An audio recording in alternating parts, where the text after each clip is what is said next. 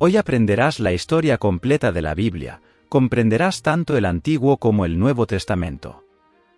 Desde Adán en el jardín del Edén hasta la muerte de los discípulos de Jesús, sin duda, cuando termines de ver este vídeo, no serás el mismo. Amarás aún más la palabra de Dios. Claro, esto solo ocurrirá si abres tu corazón a la palabra de Dios. Si tienes dificultades para entender la Biblia, en este vídeo podrás comprender. Y después de ver todo lo que se enseñará, estoy seguro de que serás edificado. Serás iluminado con las Escrituras. Todo lo que se enseña aquí está contenido en el libro Panorama de la Historia Cristiana, escrito por el pastor Hernández Díaz López. Todo comenzó en el principio. Antes del inicio, solo existía Dios. Él nunca dejó de existir, existe desde la eternidad. Él no tuvo origen, es el origen de todo. No fue creado, es el creador de todas las cosas.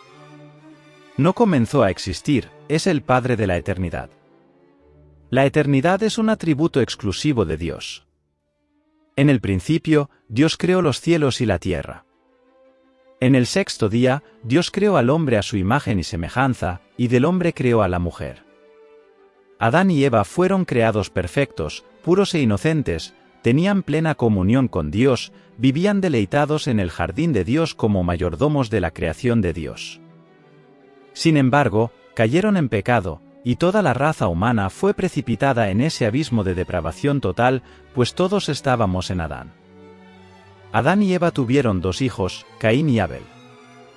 Por envidia, Caín mató a su hermano, convirtiéndose en el primer homicida y fratricida de la historia. Más tarde, Adán y Eva tuvieron otro hijo, Seth, de él comenzó a surgir una descendencia santa que se volvió hacia Dios. No tardó, sin embargo, en que la tierra se llenara de maldad y violencia.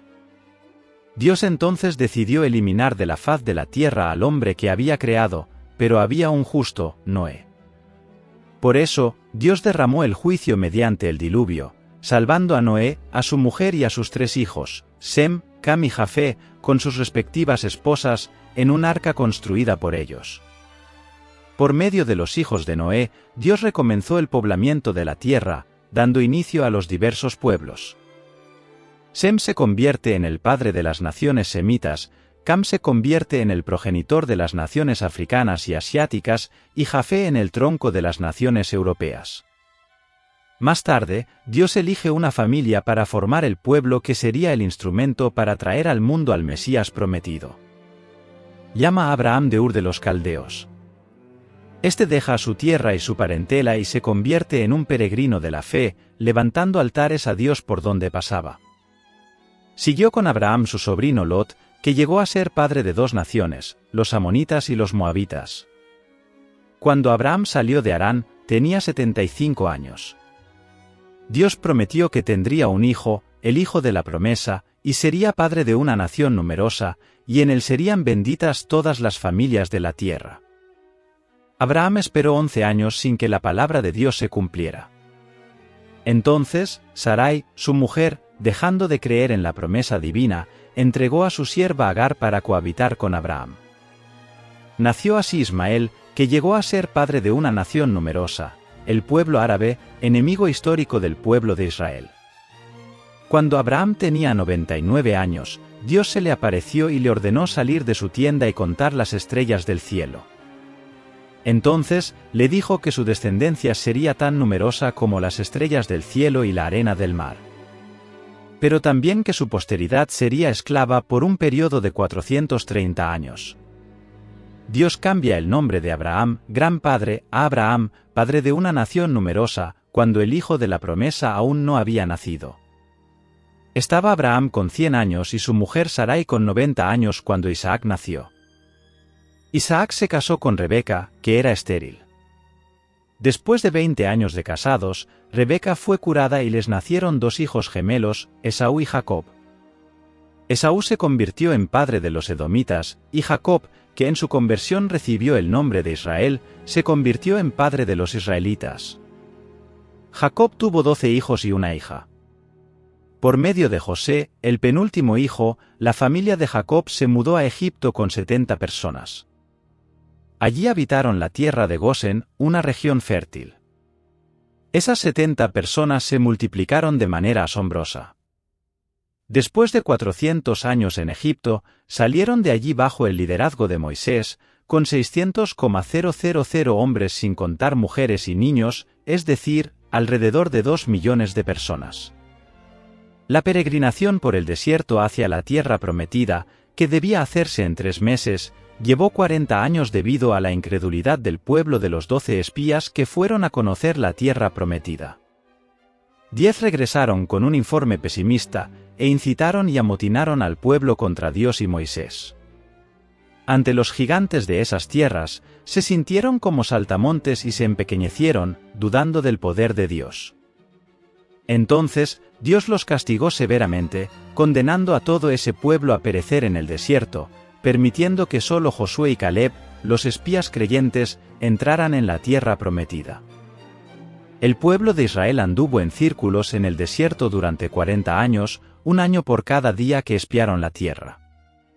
El desierto se convirtió en el mayor cementerio del mundo, donde pereció toda aquella generación que salió de Egipto, excepto los 2 hombres que se atrevieron a confiar en Dios. Tras los 40 años de peregrinación, tenemos 6 años de conquista de la tierra bajo el liderazgo de Josué, pero aún quedaba mucha tierra por conquistar.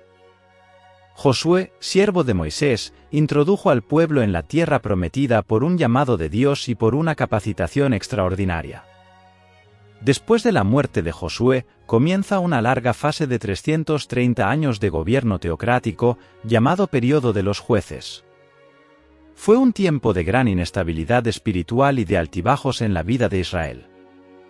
En el tiempo de los jueces, el pueblo hacía lo que le venía en gana debido a la dureza del corazón del pueblo de Israel. Este fue oprimido por muchos enemigos. En ese tiempo, Dios levantó líderes de gran talla como Gedeón, Jefté, Sansón y Samuel. Después de ese largo periodo, vino una nueva fase, la monarquía. El pueblo de Israel, mirando a las naciones vecinas, pidió un rey. El pueblo ya no quería que Dios gobernara sobre él. Samuel, el último juez, entonces unge a Saúl como rey sobre Israel. Saúl gobernó por 40 años. Comenzó bien y terminó mal. Abrió las cortinas de su gobierno con humildad, pero luego se rindió a la soberbia, la crueldad y finalmente, a la rebeldía y apostasía. Después de él, David reinó en su lugar también por 40 años, trasladando la capital de Israel de Hebrón a Jerusalén. Su gobierno fue exitoso, fortaleció su reino y se convirtió en el rey más destacado de Israel. David acumuló fortunas, conquistó tierras, venció ejércitos, caminó con Dios y fue un hombre según el corazón de Dios. A pesar de pecar gravemente, se arrepintió y fue perdonado por Dios. De su línea vino el Mesías. Tras su muerte, Salomón, su hijo, reinó en su lugar por 40 años. Pidió a Dios sabiduría y riquezas, se convirtió en un hombre notorio en su tiempo, edificó el templo de Jerusalén y disfrutó de paz en su gobierno. Sin embargo, debido a sus muchas mujeres, su corazón se corrompió. Solo en la vejez, Salomón se volvió hacia Dios y se arrepintió de su pecado.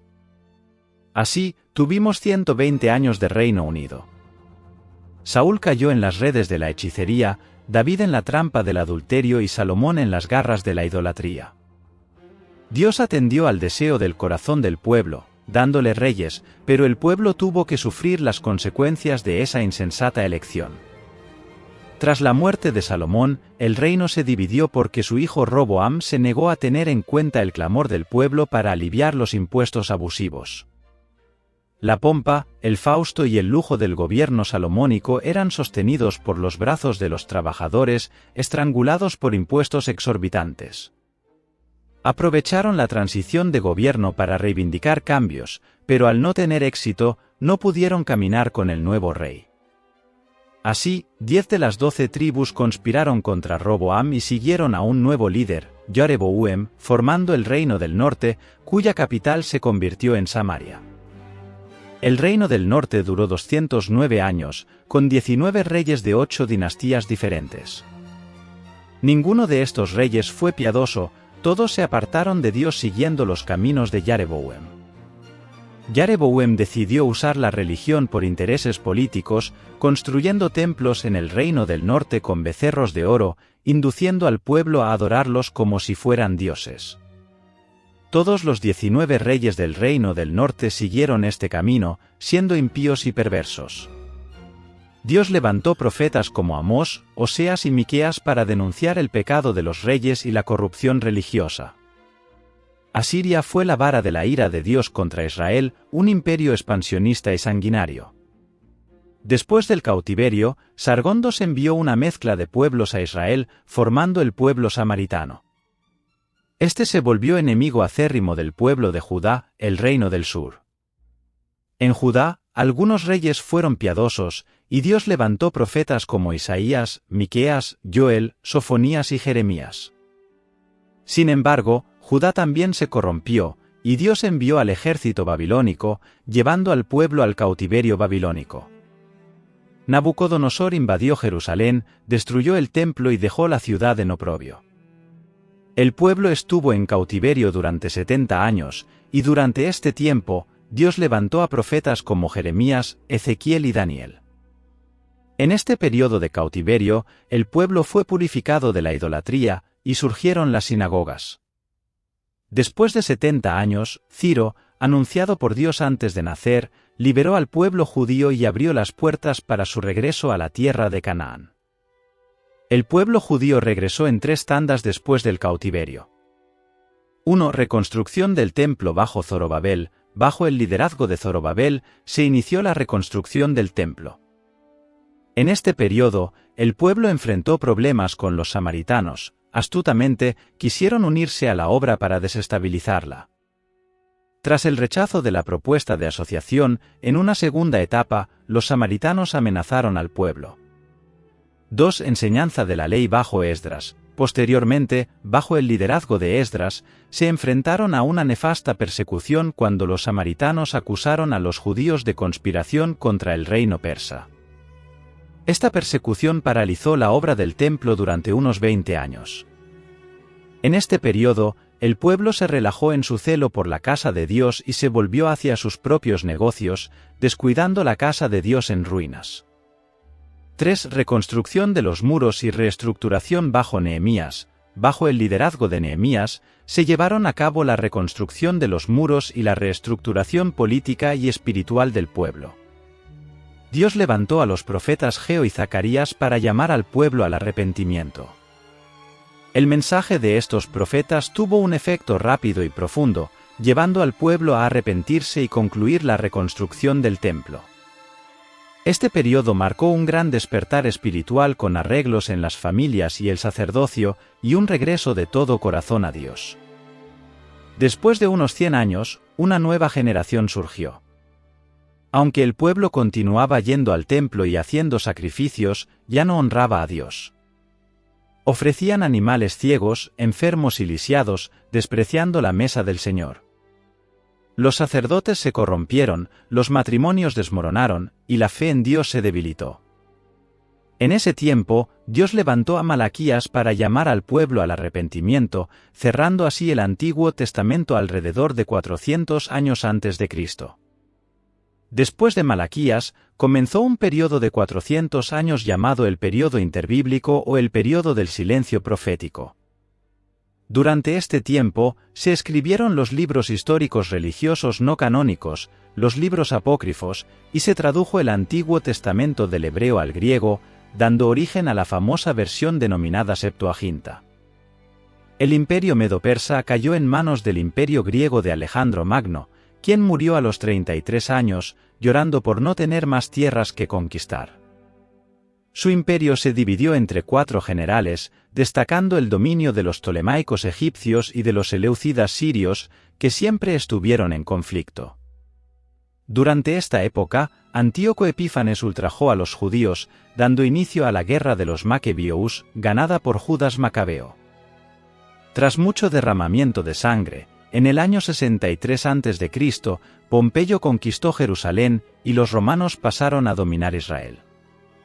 Herodes el Grande reinó en su lugar. Herodes el Grande fue un gran administrador.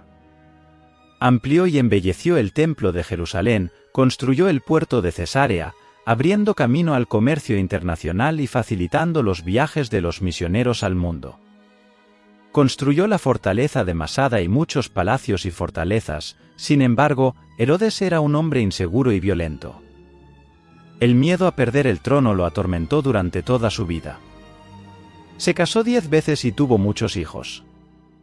Cuando se casó con Mariane, mujer de la nobleza, mandó matar a todos los nobles de su familia por miedo a perder su trono. A petición de su suegra, nombró a Arquelao, su sobrino de solo 17 años, como sumo sacerdote de Jerusalén. Más tarde, al ver que éste conquistaba la simpatía del pueblo, mandó matarlo. Su suegra temerosa huyó a Egipto, pero Herodes envió a sus emisarios tras ella para matarla. César Augusto lo llamó a Roma por sus atrocidades. Antes de ir, sin embargo, mandó matar a su mujer Mariamna por temor a que conspirara contra él en su ausencia. Más tarde, envió a 2 de sus hijos a Roma para estudiar. Su hermana Salomé enseñó que ellos volverían más preparados para asumir el trono. Herodes no dudó y mandó estrangular a sus 2 hijos antes de morir. Hizo jurar a su hermana Salomé que mataría al menos a un noble de cada familia de Jerusalén porque quería llanto en su funeral. Ese fue el hombre que se alarmó cuando supo, por los magos, que un niño había nacido en Belén de Judea para ser rey de Israel. Después de que Herodes el Grande muriera, alrededor del año 4 a.C., su reino fue dividido entre 4 de sus hijos. Arquelao, uno de los hijos de Herodes, reinaba sobre Judea, Samaria y Idam. Fue un pésimo rey, y los judíos al final pidieron a los romanos que lo retiraran del cargo. Roma, preocupada por los constantes problemas en Judea, instaló allí un procurador o gobernador romano. Así fue como los romanos comenzaron a gobernar directamente Judea. En ese momento, Pilatos era el gobernador. Esta catastrófica situación estatal y política, en la que el pueblo elegido de Dios se encontraba bajo el poder odioso de los herodianos y a merced de la esclavitud del dominio de los romanos, hizo que se manifestara como nunca antes una esperanza política por el Mesías, un grito de liberación y redención de la servidumbre impía. Fue entonces, en esa época, que Jesús, en la plenitud de los tiempos, cumpliendo las profecías bíblicas, nació en Belén de Judea. El Verbo eterno se hizo carne y habitó entre los hombres. Vivió entre nosotros, lleno de gracia y de verdad.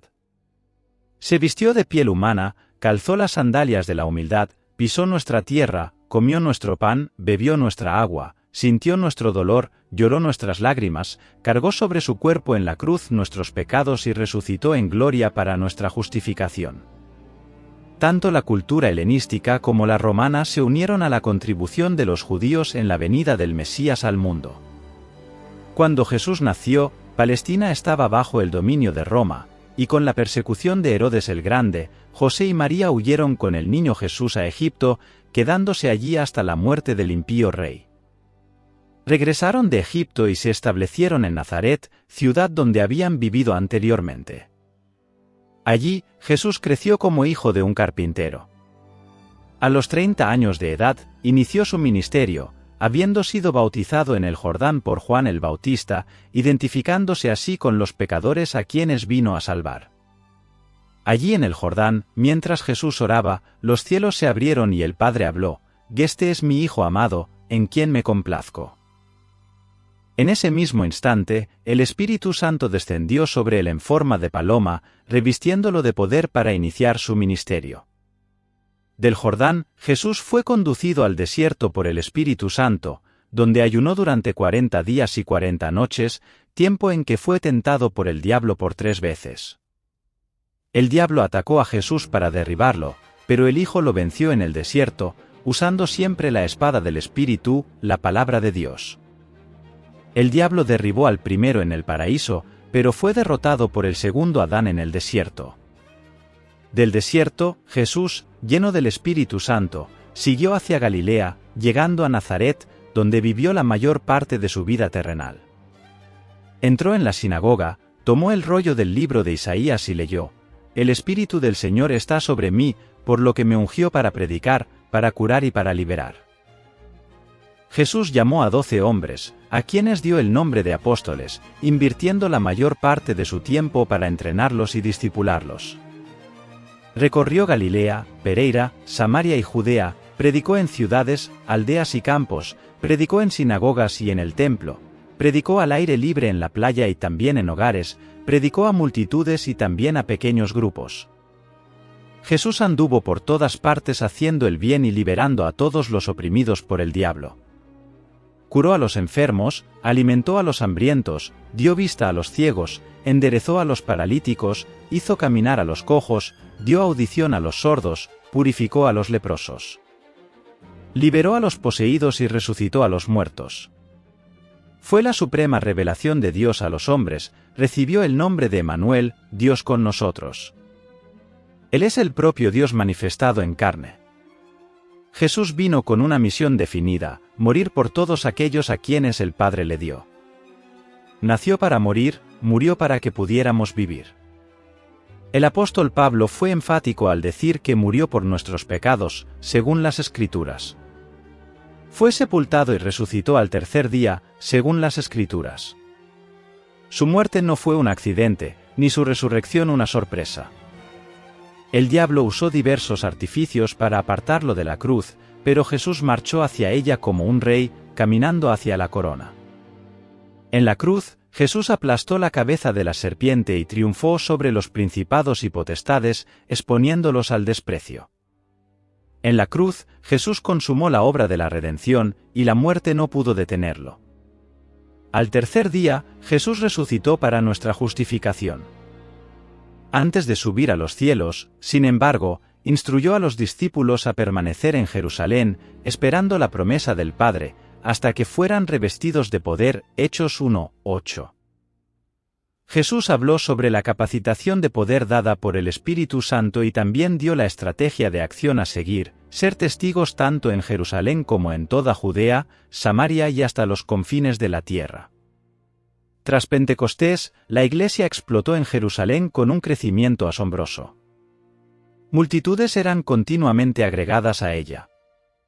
El crecimiento y la expansión de la Iglesia de Jerusalén son registrados por Lucas hasta el capítulo 7 del libro de Hechos. Como la Iglesia aún estaba limitada a Judea, Dios envió una persecución contra ella, y los creyentes fueron dispersados, llevando la palabra por donde iban. Así es como Felipe llegó a Samaria, rompiendo los muros de enemistad y predicando allí el Evangelio con poder. El pueblo se alegraba al oír y ver las cosas que Dios hacía por medio de Felipe. El diácono predicador hablaba y hacía, predicando a los oídos y a los ojos. Por la imposición de manos de los apóstoles Pedro y Juan, los samaritanos también recibieron el Espíritu Santo. El Evangelio se extendió más allá de las fronteras de Israel con la conversión del perseguidor de la Iglesia, Saulo de Tarso, en el camino a Damasco. Más tarde, una iglesia gentil, la Iglesia de Antioquía de Siria, se convirtió en la madre de las misiones transculturales. Después de esto, Bernabé y Saulo partieron para el primer viaje misionero en las regiones de Gelasche, pasando por Perge, Deb, Iconio y Listra, estableciendo iglesias y constituyendo presbíteros. En el segundo viaje misionero, Pablo y Silas fueron a las provincias de Macedonia y Acaya, plantando iglesias en Filipos, Tesalónica, Berea y Corinto. Desde Antioquía de Siria, Pablo escribió la carta a los Gálatas, a Corinto y las 2 cartas a los tesalonicenses. En el tercer viaje misionero, Pablo visitó la provincia de Asia Menor, permaneciendo 3 años en Efeso, la capital de la provincia, desde donde escribió las 2 cartas a la iglesia de Corinto.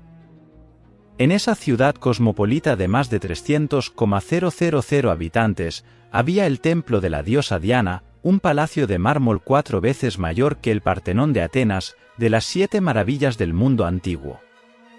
En los años que Pablo pasó en Asia Menor, se plantaron iglesias en toda la provincia, como las de Pérgamo, Tiatira, Sardes, Filadelfia, Laodicea, Colosas y Hierápolis.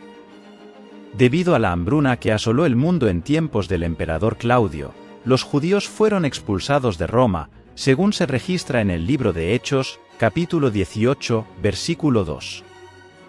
Pablo entonces hizo una gran colecta entre las iglesias gentiles para llevar a los pobres de Judea. Al embarcarse rumbo a Jerusalén, comunicó a los ancianos de Efeso lo que lo aguardaba, cadenas y tribulaciones.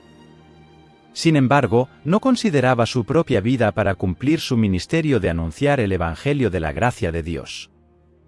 Antes de embarcar hacia Jerusalén, escribió su epístola más robusta, la Carta a los Romanos, donde compartió su deseo de visitar la capital del imperio y compartir con la Iglesia la palabra, siendo por ella enviado hasta España. A pesar de llevar significativa ayuda financiera a los pobres de Judea, Pablo fue arrestado en Jerusalén y de allí trasladado a Cesarea, donde fue acusado durante 2 años por los judíos bajo la égida de los gobernadores Félix y Festo. Ante la tendencia de Festo de entregarlo en manos del Sanedrín, que planeaba su muerte, Pablo, usando los privilegios de su ciudadanía romana, optó por ser juzgado en Roma. En el viaje hacia la capital del imperio, enfrentó un terrible naufragio. El barco se despedazó por completo, pero todos los pasajeros y tripulantes fueron salvados milagrosamente, conforme a la promesa de Dios a Pablo. En la isla de Malta, donde llegaron, una víbora mordió la mano de Pablo, pero Dios neutralizó el veneno letal de la serpiente y aún usó a su siervo para curar a todos los enfermos de la isla. Así, los malteses enviaron a Pablo a Roma con todas sus necesidades cubiertas. Allí permaneció preso durante 2 años en una casa alquilada. Desde allí, Pablo evangelizó a la guardia pretoriana, estimuló a los creyentes a trabajar y escribió cartas a los efesios, a los filipenses, a los colosenses y a Filemón. Tras ese periodo, Pablo fue liberado de la prisión. Luego, escribió la primera carta a Timoteo y la carta a Tito. Pero a partir del año 64, la persecución a la Iglesia, en vez de ser religiosa, pasó a ser política, y Pablo regresó a la prisión, siendo encerrado en un sótano subterráneo oscuro, húmedo e insalubre. El 17 de julio del año 64, la ciudad de Roma fue incendiada, y Nerón, el emperador, buscó un chivo expiatorio para culpar a los cristianos del incendio de Roma. Comenzó entonces una brutal persecución a la Iglesia. Faltó madera para hacer cruces, tal era la cantidad de creyentes crucificados. Los creyentes eran atados en postes, cubiertos de brea y quemados vivos para iluminar las noches de Roma. Fue una verdadera masacre. Desde esa segunda prisión, Pablo escribió su última epístola, la segunda carta a Timoteo, en la cual relató la llegada de su propio martirio y la gloriosa esperanza de tomar posesión de la corona de justicia. Así, alrededor del año 67, el veterano apóstol fue decapitado, dejando, sin embargo, para las generaciones posteriores un bendito legado, el Nuevo Testamento. El Nuevo Testamento fue escrito en un periodo de 50 años. Tenemos 4 libros biográficos, los 4 evangelios, y 3 son sinópticos, es decir, vistos desde una misma perspectiva, Mateo, Marcos y Lucas. El énfasis de Mateo es presentar a Jesús como Rey de los judíos, escrito para los judíos, tiene el mayor volumen de citas del Antiguo Testamento y es el más judío de los evangelios. El énfasis de Marcos es presentar a Jesús como siervo, escrito para los romanos. Es el evangelio que se concentra en las obras de Jesús más que en sus enseñanzas. El evangelio de Lucas enfatiza a Jesús como Hijo del Hombre, escrito para los griegos por un médico gentil, historiador y viajero. Tiene como propósito presentar el retrato de Jesús como el hombre perfecto, por eso Lucas es el evangelista que más habla de la vida de oración de Jesús y de su ministerio realizado en el poder del Espíritu Santo. Juan, ya al final del primer siglo, escribió su evangelio para refutar el gnosticismo, una perniciosa herejía que negaba la divinidad de Cristo. Con un enfoque diferente de los demás, prueba que Jesús es verdaderamente Dios y verdaderamente hombre. Juan seleccionó 7 milagros realizados por Jesús y 7 declaraciones «Yo soy», probando que Jesús es en verdad Dios. También tenemos los Hechos de los Apóstoles, que relatan hechos relacionados con la Iglesia primitiva, desde su nacimiento hasta su expansión a la ciudad de Roma. 3 iglesias lideraron ese avance: Jerusalén, Antioquía y Efeso. 4 provincias del imperio fueron alcanzadas: Gelasche, Macedonia, Acaya y Asia Menor. El libro de Hechos no tiene conclusión, pues la historia de la Iglesia continúa. Tenemos también las cartas del apóstol Pablo a las iglesias de Roma, Gelasche, Efeso, Filipos, Colosas y Tesalónica, así como sus cartas personales a Timoteo, Tito y Filemón. Además, tenemos una carta enviada a los judíos que estaban siendo tentados debido a la persecución a retroceder en la fe, que es la carta a los hebreos, de autor desconocido. También tenemos las cartas generales escritas por Santiago, Pedro, Juan y Judas. Finalmente, tenemos un libro escatológico, el Apocalipsis, que narra la victoria triunfal de Cristo y de su Iglesia. Escrito por el apóstol Juan en la isla de Patmos alrededor del año 96. Espero que hayas aprendido sobre esta historia. Dios bendiga tu vida. Si aún no has aceptado a Jesús como tu Salvador, aún hay tiempo. Arrepiéntete, Él puede cambiar tu futuro. Tu historia puede quitarte toda tristeza, toda soledad y proporcionarte lo que necesitas. Entra en tu habitación, cierra la puerta y habla con Dios. Él te escuchará. Dios te bendiga. Si te gustó el vídeo, no olvides darle me gusta y suscribirte al canal Rincones Históricos.